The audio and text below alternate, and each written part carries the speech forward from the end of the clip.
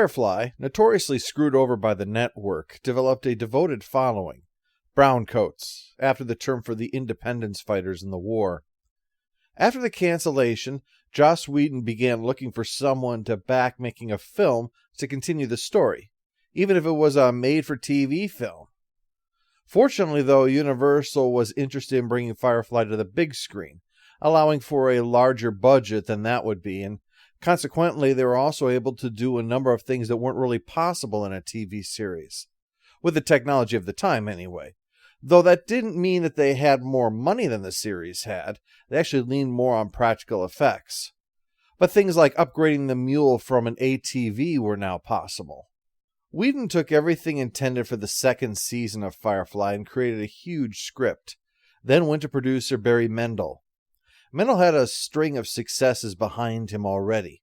Works that either won awards and were hits, like Rushmore and The Sixth Sense, or cult classics like The Life Aquatic.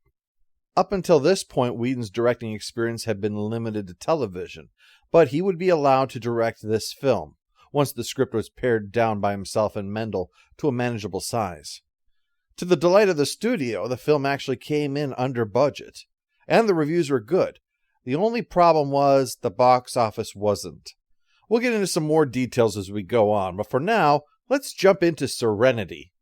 The film begins by explaining the unspoken of backstory of Firefly. That Earth that was had to be abandoned because of overpopulation, and so they proceeded to a different solar system, one with lots of planets and moons that were terraformed for human settlement. Hence why none of this involves faster-than-light travel to get around. It explains briefly about how the Alliance asserted dominance over the outer worlds, which was cemented with their victory in the war. The teacher explaining all of this says that this victory means they'll bring civilization to the outer worlds. But Reavers says what they really do is meddle. Meddle and tell people what to think. Usually not this directly, though. Questioning him about the program is Simon, pretending to be a high-ranking member of the government, here to inspect the weapons program that River has been placed in when she went off to the special school. Because, hey, I don't know about you, but my school always had strict rules about permission slips for extracurricular activities. Simon speaks of her mind-reading abilities, and the scientist says they'll be fine. In fact, he's gotten approval from members of Parliament who have personally inspected River. But you don't have to worry about Simon. He's brought a special pass. Don't get up. We'll see ourselves out. He wakes River up and they slip away, making a daring escape onto a ship. And all of this is being watched by Baron Mordo. He's called the Operative because he has no name, no rank, and he's here about River. Do you know what your sin is, Doctor? Yeah, but as long as the goat's healthy, who really cares? He notes that if you have a mind reader, maybe you shouldn't bring around guys with heads full of top-secret information. To demonstrate the level of this fuck-uppery, the Operative wants him to fall on his sword like an ancient Roman soldier. When the guards try to stop him from enforcing that point, the Operative quickly kills them, then hits a nerve cluster in the poor dope's back, so he's paralyzed, and falls down on the sword.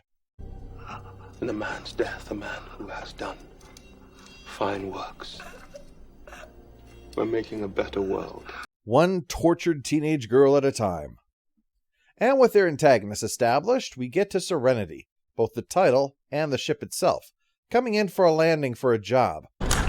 This is the captain. We have a little problem with our entry sequence, so we may experience some slight turbulence and then explode. Yeah, just another Tuesday around here. Jane is not happy about either that, or the fact that Mal does not want him to bring any grenades along for the robbery. Next he'll say that he can't bring along a special stealing football helmet. This whole thing is one long shot. I know my anti-robot editing spoils that effect. Fox no longer had the set when they made the movie, so for 14 weeks they rebuilt it by looking at images taken off of the DVDs. Oh, the DVDs were actually a big reason this film got made. The pre-order sales were so shockingly huge that it helped convince Universal to back the movie. But one person who is not backing things right now is Simon, who is upset because Mal plans to take River along for this job. Mal's point is valid. They need to skip over lots of jobs to keep Simon and River away from the Alliance, so using River to make this one go smoothly is a fair compromise. Simon's concern is that when River leaves the ship, people want to burn her at the stake. So the four of them take out the mule to this little town, explaining the plan. Rather than sending their own peacekeepers to this dusty hole, they just hire a firm to do it. The money to pay them gets deposited in the bank once a month, and there's no worry about the theft drawing Alliance attention. It's hard to seriously suggest that you are a top-notch law-keeping firm if someone successfully robs you. So they head inside for a good old-fashioned bank robbery. And this isn't the pocket change bullshit bank robberies that you get today, where the average bank robber makes off with about $4,200 for a crime where 6 out of 10 robberies ends with an arrest or a corpse. No. This is the OG into the vault, fill those bags, I kill the bus driver kind of robberies. And because they're not robbing the locals, they've got no reason to put up a fuss. Everything will be just fine. Well, not for her, I grant you. Yeah, it seems Reavers have shown up, and not just on their ships, not just showing them what the aftermath was. No, this is reaving time. Luckily, River's witchcraft picks up on them, and when Mal hears, he tells the guard in the vault, who had happily been surrendering, to get everybody into the vault and lock it from the inside. With the way that it's camouflaged, they'll have a chance of riding this out without getting noticed. Mal is very, very firm on him doing this, by the way. One thing to keep in mind throughout the film was a remark that Zoe made to a local who was pulling out his gun. The definition of a hero is someone who gets other people killed. Mal is not here to play hero. He's telling these people how to ride out the storm, and then he's getting the duck out of Fudge. Case in point, when the guy who had tried to play hero jumps on the mule, Mal pushes him off, because they can't take the weight. But still, he gives him a mercy killing when multiple Reavers grab him at once. It's a bad day when being robbed and shot is the best thing that happens to you. The mule makes a run for it, but Reavers are on their tail. Boy, sure would be nice if we had some grenades, don't you think? If I had a nickel for every time I said that. Well, weapons-grade Cassandra here gets shot through the leg with a harpoon and barely gets saved by Mal. And, well, suffice to say, the escape is pretty hairy. There's not a lot of safety limitations on a ship that's flown by fuck-happy psycho-cannibals. The mule barely gets picked up by Serenity before they're run down, but everyone does make it. Is he okay? Alright, whose invitation included a +1? Simon is so pissed that River nearly fell into the hands of Reavers that he punches Mal hard enough to hit the deck. As soon as they hit the next world, he and River are leaving, and finally, there's something he and Mal can agree on.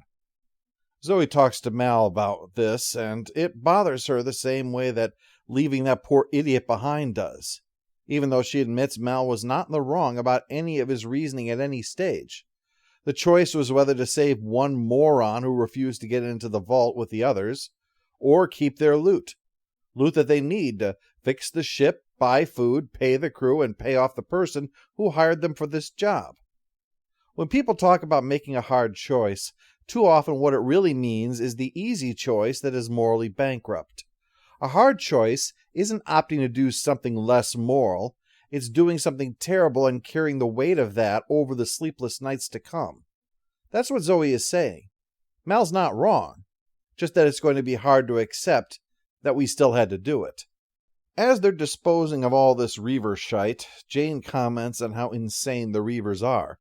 Like, even to the most mercenary of the crew, he finds the things they do incomprehensible. Kayla repeats what Mal had said. She attributes it to Shepherd Book, but as you saw in Bushwhacked, it was Mal, that they looked into the nothing and that's what they became. Jane calls this bullshit, that he's looked into the nothing and he just saw nothing. And yeah, he may be of a mind to follow up Just Scare Him with Pain is Scary, but he's one of the sanest people on this ship. Kaylee is bothered, though, that Simon and River are leaving because of Mal, and saying it's the same reason that Anara left. Kaylee does her best to give them pointers on how to get to another ship without drawing attention to themselves, but she's clearly upset about this whole damn thing and won't even listen when Simon tries to talk with her. He seems to be having second thoughts himself, but that punch in the jaw did kind of make this whole thing final. Odds are Mal would insist on returning that departure fee if he stayed. Kaylee tells Mal off over this, though. I carried such a torch. We could have... Going on a year now, I ain't had nothing. Twixt my nethers weren't run on batteries. Picks or it didn't happen. Mal meets with their contacts, this pair, played by real-life twins Raphael and Jan Feldman. I got that off their IMDb page, which shockingly does not show any sign that they ever did gay porn. I mean, not that they look like they should be in it, but rather, they just seem extremely intent on fucking Mal right now. They demand that they get 40% instead of the agreed to 25%, just because of Mal's particular business history. This might get heated, but the thing about this place is everybody has to disarm before they come in. So however angry they might get, this won't lead to violence.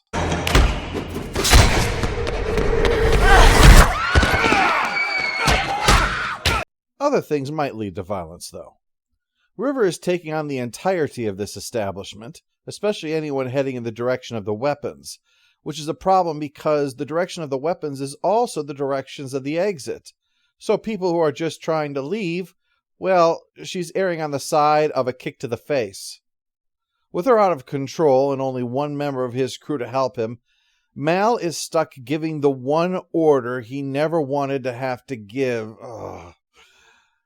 Jane, stop this crazy thing. Eventually, even Jane gets taken down, and when Mal and River finally have guns on each other... You know, the nice thing about being named Simon is you never have to add Simon Says in front of it. It's always implied.